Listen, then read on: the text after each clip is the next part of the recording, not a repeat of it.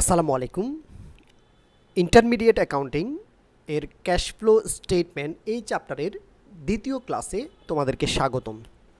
আজকে আমরা এনইউতে এসেছে বিবিএ অনার্স সেকেন্ড ইয়ার 2016 সালের একটা অপারেটিং অ্যাক্টিভিটিসের ইনডিরেক্ট মেথডের একটা প্রশ্ন নিয়ে আলোচনা করব।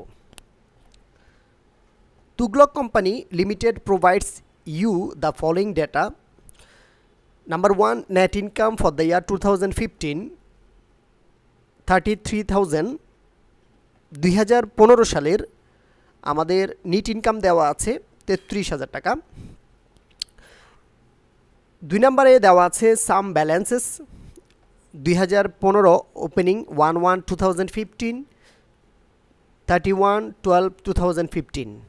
তাহলে 2015 সালের শুরুতে আর 2015 সালের শেষে এটাকে বলবো আমরা ওপেনিং আর এটাকে বলছি আমরা ক্লোজিং। যেটা শুরু এটা হচ্ছে ওপেনিং আর যেটা শেষ এটা হচ্ছে ক্লোজিং। তো এখানে অ্যাকাউন্টস রিসিভেবল এটা একটা কারেন্ট অ্যাসেট, এটা আমরা বুঝে নিলাম। ইনভেন্টরি এটাও একটা কারেন্ট অ্যাসেট বুঝে নিলাম। প্রিপেড ইন্স্যুরেন্স এটাও একটা কারেন্ট অ্যাসেট। অ্যাকাউন্টস পেয়েবল এটা হচ্ছে কারেন্ট লায়াবিলিটিস। তাহলে আমাদের প্রশ্নে 3টা কারেন্ট অ্যাসেট এবং একটা কারেন্ট লায়াবিলিটিস দেওয়া আছে। তাদের ওপেনিং ব্যালেন্স এবং ক্লোজিং ব্যালেন্স দুইটাই দেওয়া আছে। 3 নম্বরে দেওয়া আছে ডেপ্রিসিয়েশন অন ইকুইপমেন্ট, ইকুইপমেন্টের উপর অবচয় দেওয়া আছে। Loss on sale of equipment টাকা 3,000 টাকা দেওয়া আছে। Prepare cash flows from operating activities for the year 2015 by indirect method, অর্থাৎ পরোক্ষ পদ্ধতির মাধ্যমে 2015 সালের আমরা নগদ প্রবাহ করব, সেটি হচ্ছে অপারেটিং অ্যাক্টিভিটিসের জন্য, অর্থাৎ পরিচালন কার্যক্রম হতে নগদ প্রবাহর এই ধাপটা আমরা মূলত এখানে কমপ্লিট করব। তো এই অঙ্ক করার জন্য আমাদের এখানে ওপেনিং এবং ক্লোজিংয়ের বিষয়টা আমরা একটু বুঝবো। কারেন্ট অ্যাসেট আমরা অ্যাকাউন্টস রিসিভেবল পেয়েছি, ওপেনিংয়ে হচ্ছে 23,000 টাকা, ক্লোজিং হয়েছে 28,000 টাকা। ক্লোজিং যদি ইনক্রিজ হয় তাহলে বুঝতে হবে কারেন্ট অ্যাসেট ইনক্রিজ হয়েছে। ক্লোজিং যদি ডিক্রিজ হয় কমে যায় তখন বুঝতে হবে ওই অ্যাসেটটা হ্রাস পেয়েছে। সেম টু সেম অ্যাকাউন্টস পেয়েবলের বেলায় যদি ক্লোজিংয়ে ইনক্রিজ থাকে তাহলে সেটা ইনক্রিজ, ক্লোজিংয়ে যদি ডিক্রিজ থাকে তাহলে সেটা ডিক্রিজ। এখন অ্যাকাউন্টস রিসিভেবলের 23,000 টাকা আমরা এখানে দেখছি, বাট এইখানে দেওয়া আছে 28,000 টাকা, তার মানে 5,000 টাকা এই জায়গায় বেড়েছে, ক্লোজিংয়ে বেড়েছে, তাহলে ইনক্রিজ হয়েছে। এটা হচ্ছে আমাদের ইনক্রিজের আইটেম। ইনক্রিজ সংক্ষেপে আমরা INC লিখেছি। ইনভেন্টরি ওপেনিংয়ে 57,000 টাকা, ক্লোজিংয়ে হয়েছে 50,000 টাকা, তার মানে 7,000 টাকা এখানে কমেছে, এটা হয়েছে ডিক্রিজ। প্রিপেড ইন্স্যুরেন্স এখানে 27,000, এই জায়গায় 5,000, তাহলে এখানে 5,000 টাকা কমেছে, এটা হয়েছে ডিক্রিজ।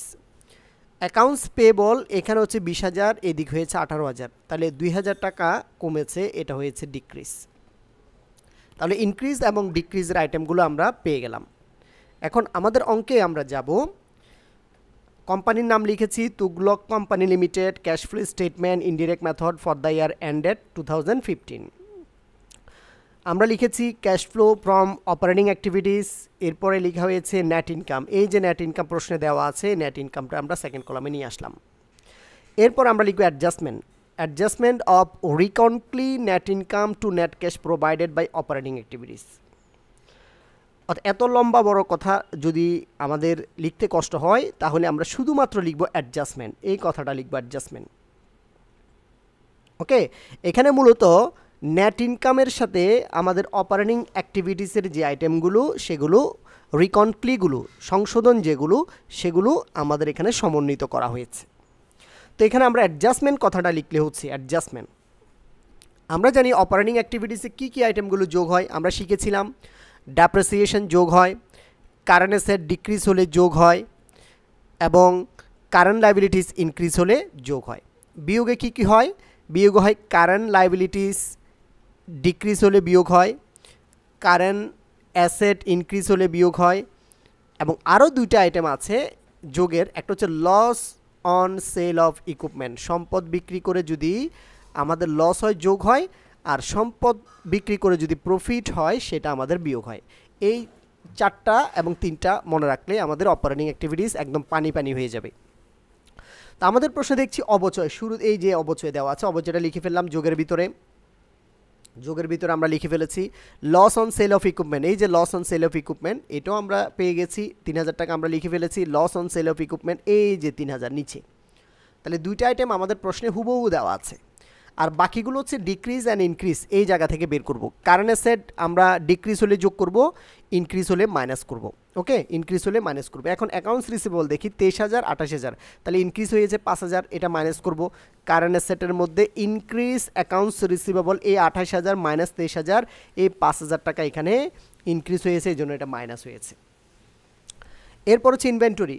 ইনভেন্টরি ছিল 57 আর 50, তাহলে 5000 টাকা কমেছে, 5000 টাকা ডিক্রিজ হয়েছে, ডিক্রিজ হলে আমরা যোগ করব 7000 টাকা ডিক্রিজ হয়েছে, 57000 থেকে 50000 বিয়োগ করলে 7000 টাকা আমাদের ডিক্রিজ হয়েছে। আমরা জানি ডিক্রিজ কারেন্ট অ্যাসেট যোগ হয়। এরপর হচ্ছে প্রিপেড এক্সপেন্স 27000 22000, তাহলে 5000 টাকা ডিক্রিজ হয়েছে, এটাও যোগ হবে কারণ কারেন্ট অ্যাসেট ডিক্রিজ হলে যোগ হয়। অ্যাকাউন্টস পেবল 20000, এদিকে 18000, 2000 টাকা ডিক্রিজ হয়েছে, কারেন্ট লায়াবিলিটি ডিক্রিজ হলে মাইনাস হয়, ডিক্রিজ হলে মাইনাস হয়, তাহলে 2000 টাকা এখানে মাইনাস করব। এই যে অ্যাডজাস্টমেন্টগুলো যোগ বিয়োগ করে আমরা 22000 টাকা পেয়েছি পজিটিভ, 33000 আর 22000 যোগ করলে 55000 টাকা, এই 55000 টাকা পেয়েছি পজিটিভ, এই জন্য আমরা লিখব net cash provided by operating activities. Okay, তাহলে জাস্ট আমাদের এই ফরম্যাটটা মনে রাখতে হবে। আগের ক্লাসে আমরা ফরম্যাটটা বুঝিয়েছি, কারেন্ট অ্যাসেট ডিক্রিজ যোগ, কারেন্ট লায়াবিলিটি ইনক্রিজ যোগ, loss on sale of equipment হলে যোগ এবং ডেপ্রিসিয়েশন হলে যোগ। আর বিয়োগের বেলায় কারেন্ট লায়াবিলিটিস ডিক্রিজ বিয়োগ, কারেন্ট অ্যাসেট ইনক্রিজ বিয়োগ, প্রফিট হলে বিয়োগ। এই আইটেমগুলো বসাই দিলে আমাদের এই যে অ্যাডজাস্টমেন্টের টাকাটা বের হয়ে যাবে এবং নেট ইনকামের সাথে যোগ করলে পজিটিভ হলে provided, net cash provided by operating activities, আর নেগেটিভ হলে net cash use by operating activities. এই ছিল আজকের ক্লাস। এটা আমরা শুধুমাত্র অপারেটিং অ্যাক্টিভিটিস নিয়ে আলোচনা করেছি। পরবর্তী ক্লাসে আমরা সম্পূর্ণ একটা অঙ্ক নিয়ে আলোচনা করব। ধন্যবাদ সাথে থাকার জন্য। আসসালামু আলাইকুম রহমতুল্লাহ।